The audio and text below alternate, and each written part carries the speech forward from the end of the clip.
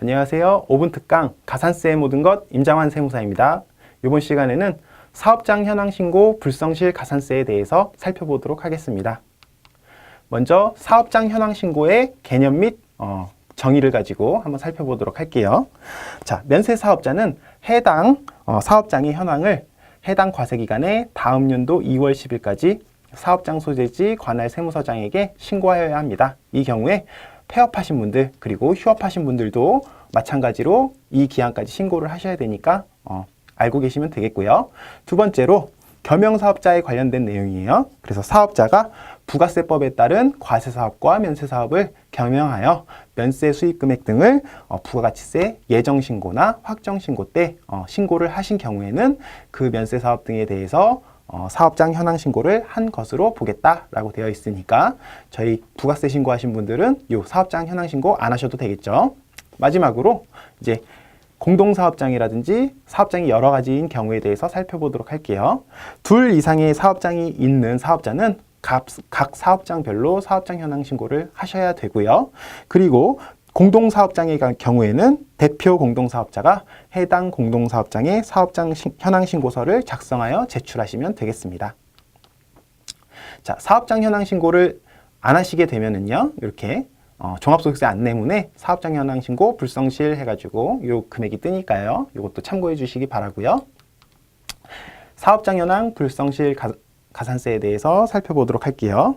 먼저 사업자가 사업장 현황 신고를 하지 않거나 신고하여야 할 수익금액에 미달하여 신고한 경우는 다음의 금액을 해당 과세기간의 결정세액에 가산한다 라고 되어 있고요.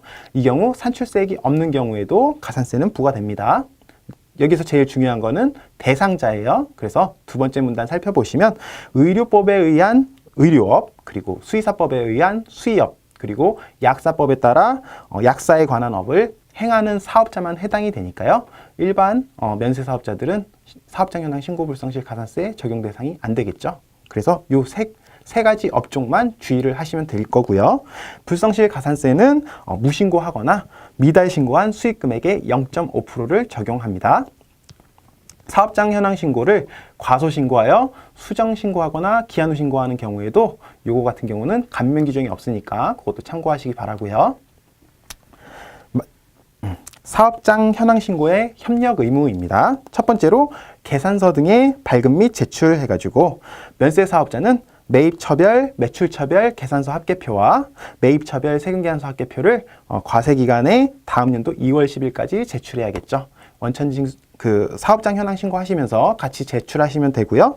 그리고 복식부기 의무자가 제출하지 않은 경우는 이러한 공급가액의 0.5% 가산세가 부과되는데요. 1개월 이내에 이제 기한 후 신고라든지 수정 신고 하신다면 공급가액을 0.3%로 낮춰주겠다라는 내용이고요.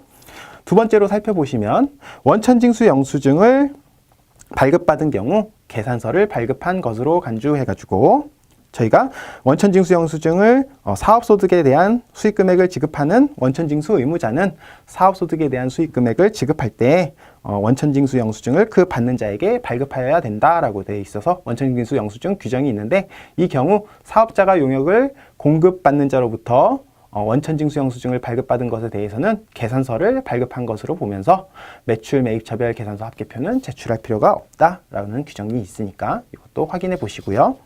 마지막으로 사업장 현황의 조사 및 확인을 살펴보도록 하겠습니다. 자, 사업장 현황 신고를 받은 사업장 소재지 관할 세무서장 또는 국세지방청장은 다음에 해당하는 사유가 있을 때는 그 사업장의 현황을 조사 확인하거나 이에 관한 장부서류 물건의 제출, 그 밖에 필요한 사항을 명할 수 있다라고 되어 있는데요. 어떤 경우냐면 먼저 첫 번째로 사업장 현황 신고를 안 했다라고 하면은 조사 나올 수 있다는 거고요. 두 번째로 사업장 현황 신고서 내용 중 시설 현황, 인건비, 수익금액 등의 기본 사항의 중요 부분이 허위라고 인정되는 경우, 그래서 저희 사업장 현황 신고 하실 때 이런 부분들은 신경 써서 손익계산서 나중에 종합소득세 신고될 부분하고 맞춰서 큰 차이가 없도록 신고를 하셔야 될 거고요. 세 번째로 매출 매입에 관한 계산서 수수 내역이 사실과 현저하게 다르다고 인정되는 경우, 그리고 마지막으로 사업자가 그 사업을 휴업 또는 폐업하는 경우, 이런 부분이 있을 경우 사업장 현황의 조사와 확인도 받을 수 있으니 이 부분도 알고 계셨으면 좋겠습니다. 네, 이상으로 가산세의 모든 것 5분 특강 임장환 세무사였습니다. 감사합니다.